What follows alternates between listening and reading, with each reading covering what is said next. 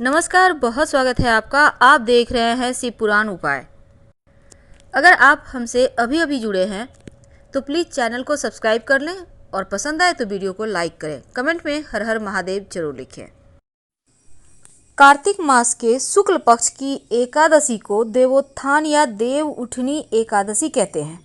इस दिन भगवान श्री हरि विष्णु 4 माह की योग निद्रा के बाद जागते हैं और जिसके बाद से तमाम मांगलिक कार्य शुरू हो जाएंगे। भगवान श्री हरि की पूजा विशेष तौर पर इस दिन विशेष विधि से की जाती है। तो कार्तिक शुक्ल पक्ष की एकादशी जिसे विष्णु योग निद्रा से जागते हैं, इस दिन चूँकि विष्णु भगवान आषाढ़ शुक्ल एकादशी को 4 माह के लिए योग निद्रा में गए थे और इस देवोत्थान एकादशी के दिन वो जगेंगे और कहते हैं इस एकादशी का व्रत रखने से मोक्ष की प्राप्ति होती है। और इस बार देवोत्थान एकादशी रविवार 14 नवंबर को मनाई जाएगी। देवोत्थान एकादशी के दिन निर्जल व्रत रखना चाहिए या केवल जली पदार्थों का सेवन कर उपवास रखें। अगर कोई बीमार है, वृद्ध हैं, बालक हैं तो फिर आप एक बेला उपवास रख सकते हैं, फिर फलाहार कर लें। संभव हो तो इस दिन चावल और नमक बिल्कुल भी ना खाएं और अपने आराध्य की आराधना करते रहें। तामसिक भोजन बिल्कुल भी मत खाइए। ओम नमो भगवते वासुदेवाय का जितना ज़्यादा जप करेंगे उतना ही अच्छा है। देवोत्थान एकादशी की पूजा कैसे करेंगे? देखिए, गन्ने का मंडप बनाने के बाद बीच में चौक बना लें। इसके बाद चौक के मध्य में भगवान श्री हरि का चित्र या मूर्ति रखें और फिर चौक के साथ ही भगवान के चरण चिन्ह भी बनाइए जिसको कि रात में ढक दिया जाता है। और इसके बाद भगवान को गन्ना, सिंघाड़ा, फल, मिठाई अर्पित करें। घी का एक दिया जलाएं जो रात भर जलता रहेगा और भोर में भगवान के चरणों की विधिवत पूजा करें। फिर चरणों को स्पर्श करके उनको जगाइए। इस समय शंख, घंटा, कीर्तन, मृदंग या फिर इख से, गन्ने से थाल बजाकर उठो उठो वासुदेव, उठो उठो वासुदेव का जयकारा लगाकर उनको उठाइए और फिर तुलसी महारानी को अपनी जो भी कामना है वो कह दे। आपकी कामना तुलसी के जरिए ही भगवान श्री हरि तक पहुंचेगी, क्योंकि आज के दिन सिर्फ श्री हरि तुलसी की ही सुनते हैं, इसीलिए उनकी विधिवत पूजा आराधना की जाती है। तो आपको ये तो करना है। इसके साथ ही एकादशी की तिथि का पालन भी कीजिए और अगर व्रत रख सकते हैं तो सर्वोत्तम होगा। वैसे एकादशी तिथि का व्रत इस बार 2 सूर्योदय के कारण 14 नवंबर और 15 नवंबर दोनों ही दिन रखा जाएगा। तो जो 15 नवंबर को व्रत रखेंगे वो 16 नवंबर की सुबह 8:25 के पहले पारण कर लेंगे तो उत्तम रहेगा। आप कुछ करें या ना करें, लेकिन तुलसी का विवाह जरूर करवाएं। आपको कन्या दान के इतना पुण्य फल भी प्राप्त होता है और पाप नष्ट होता है, मोक्ष प्राप्ति होती है। एकादशी का व्रत महीने में 2 बार आता है, शुक्ल पक्ष की एकादशी और दूसरी कृष्ण पक्ष की एकादशी।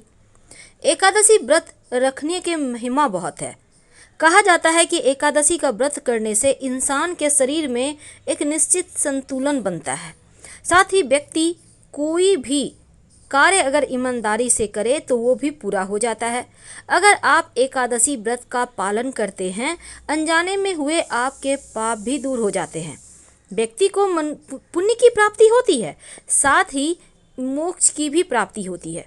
पुराणों में साल में आने वाली सभी एकादशी व्रत का विशेष महत्व कहा गया है और हर वर्ष 24 एकादशियाँ आती हैं।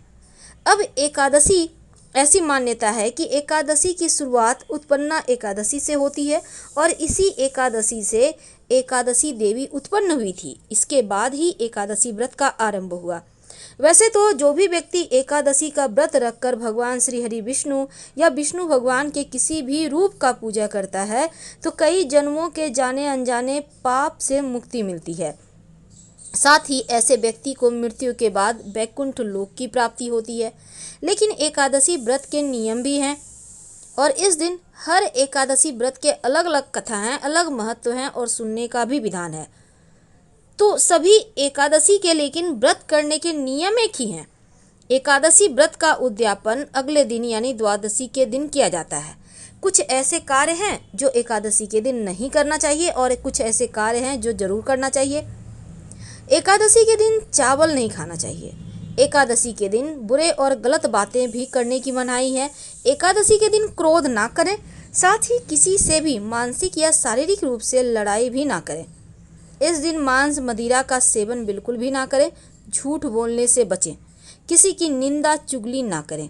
भगवान श्री हरि की ज़्यादा से ज़्यादा आराधना करें।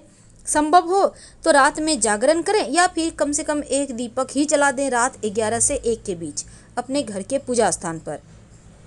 एकादशी के दिन पान और सुपारी भी नहीं खाना चाहिए क्योंकि भगवान श्री हरि को अर्पित होता है।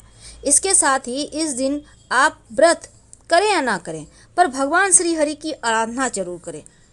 भगवान श्री हरि की मंत्र का जप ज़्यादा से ज़्यादा करें क्योंकि जितना ज़्यादा आप जप करेंगे मंत्र उतना ही ज़्यादा आपके जीवन की परेशानियां समाप्त होगी, आपके जीवन के कष्ट मिटेंगे। तो एकादशी व्रत की बहुत सारी महिमा है, लेकिन पूजा पाठ भगवान श्री हरि विष्णु की ही होगी। अब देखिए एकादशी व्रत है क्या, महत्व क्या है। पुराणों में एकादशी को हरि दिन हरिवासर के नाम से भी जाना जाता है और इस व्रत को वैष्णव और गैर वैष्णव दोनों ही संप्रदायों के लोग करते हैं। ऐसा कहा जाता है कि एकादशी का व्रत करना, हवन यज्ञ करना, वैदिक कर्म कांड करना, ये सभी चीज़ों से ज़्यादा आपको सिर्फ व्रत करने से पुण्य मिलते हैं। और इस व्रत को रखने की एक और मान्यता ये है कि इससे पूर्वज और पितरों को स्वर्गलोक की प्राप्ति होती है। स्कंद पुराण में भी एकादशी व्रत के महत्व के बारे में बताया गया है। जो भी व्यक्ति इस व्रत को करता है उसके लिए एकादशी के दिन गेहूं, मसाले, सब्जियां भी नहीं खाना चाहिए। आप फल जूस लेकर खा सकते हैं, रह सकते हैं। हालांकि इस एकादशी व्रत के दिन बहुत सारे नियम हैं, तो तमाम नियमों के बारे में भी हम जानेंगे, पर इस दिन एक छोटा सा प्रयोग किया जाएगा, वो भी हम आपको बताएंगे। व्रत करने जो लोग व्रत आज कर रहे हैं उनको कुछ चीज़ों से दूर रहना चाहिए, जैसे कि एकादशी के दिन दांत साफ करने के लिए लकड़ी का दातुन इस्तेमाल ना करें। आप नींबू, जामुन या फिर आम के पत्तों को चबा लें और फिर उंगली से कंठ साफ कर लें। वृक्ष से पत्ता भी नहीं तोड़ना चाहिए। अगर आपने व्रत किया है तो स्वयं के गिरे हुए पत्तों का इस्तेमाल करें। आप चाहें तो घर में ही आप श्रीमद् भागवत गीता का पाठ करें 11वें अध्याय का, या फिर सुन भी सकते हैं। ओम नमो भगवते वासुदेवाय मंत्र का ज़्यादा से ज़्यादा जप करें। दान धर्म करने की भी मान्यता है। एकादशी के अगले दिन द्वादशी तिथि के दिन आपको सुबह उठकर सुबह 8 अमूमन हर एकादशी तिथि में सुबह 5:30 से 8 सवा 8 के बीच ही आपको पारण करना चाहिए। और पारण करने के पहले आप थोड़ा सा पैसा निकाल दें या फिर कुछ सामान निकाल दें या सामान्य भोजन की तरह ही कुछ खाना वगैरह निकाल दें। ऐसा करके फिर आप व्रत तोड़ें।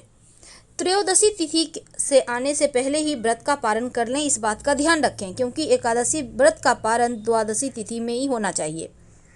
तो आप कोई चूक ना हो इसका ध्यान रखें। भले ही आप 24 एकादशी ना करें, मुख्य एकादशी करें, लेकिन आप नियमों का पालन जरूर कीजिएगा। तो एकादशी के दिन जहाँ तक संभव हो कम बोलें, सात्विक रहें, बाल मत कटवाएं, घर में जो वृक्ष हैं किसी के भी पत्ते ना तोड़ें, चावल तो नहीं ही खाना चाहिए, किसी और का दिया हुआ अन्न भी मत खाइए और मन में किसी भी प्रकार का विकार ना आने दें।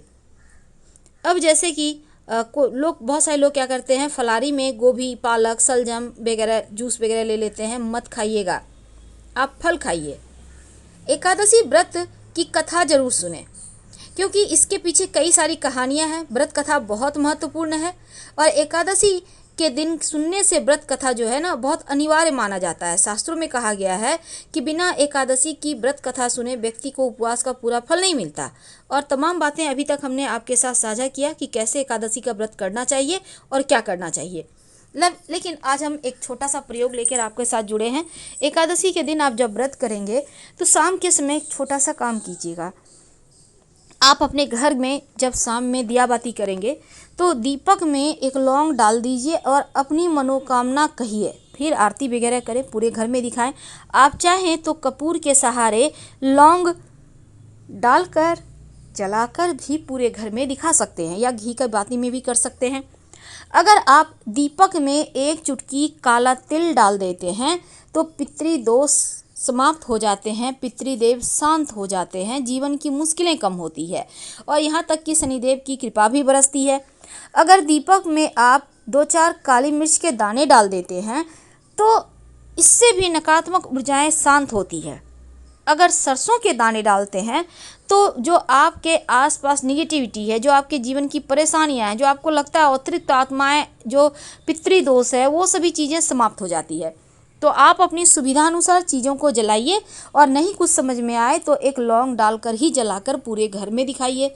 जीवन की मुश्किलें कम होंगी, जीवन की परेशानियां कम होंगी और साथ ही पास के किसी भी शिव जी के मंदिर में जाकर एकादशी तिथि के दिन, क्योंकि भगवान श्री हरि के आराध्य शिव जी हैं और शिव जी के आराध्य श्री हरि विष्णु हैं, तो उनके मंदिर में एक दिया जरूर जलाइएगा, तभी इस दिन के व्रत को आपका पूरा फल मिलता है।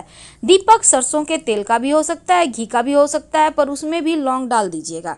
जीवन की मुश्किलें कम होंगी, जीवन की परेशानियां कम होंगी। और तुलसी जी में जब दीपक जलाइएगा तब तुलसी जी की 3 परिक्रमा या 11 परिक्रमा कीजिएगा, ओम नमो भगवते वासुदेवाय मंत्र का जप करते हुए। जब आप तुलसी के नीचे दिया जलाएंगे तो उस दीपक में एक लौंग रखिएगा, आपकी कामना तुलसी महारानी जरूर पूरी करेगी। दूसरा, जो घर में दीपक जलाएंगे आप उसमें लौंग या काली मिर्च रखें या ना रखें, लेकिन सरसों के, पीली सरसों के 2-4 दाने जरूर रख दीजिएगा। इस दिन सरसों का विशेष प्रयोग किए जाते हैं। अपने घर के पूजा स्थान पर रात 11 से 1 के बीच कभी भी आप एक दिया जला दीजिएगा। जो दिया कम से कम आधा घंटा जरूर जले, इस बात का ध्यान रखिएगा। दिया घी तेल किसी भी चीज़ का जलाएं, पर अगर घी का जलाते हैं तो ज़्यादा अच्छा, क्योंकि सरसों का तेल का व्यवहार तो आपको करना नहीं है। हाँ, आप उसमें तिल का तेल या आप दीपक में, जब आप घी का दीपक जलाएंगे उसमें एक लौंग रख दीजिएगा, आपकी सारी मन्नत पूरी हो जाएगी। तो हम आपसे विदा लेते हैं। जानकारी अच्छी लगे तब लाइक कर सब्सक्राइब करें, अपनों से शेयर करें और कमेंट में हर हर महादेव जरूर लिखें। धन्यवाद।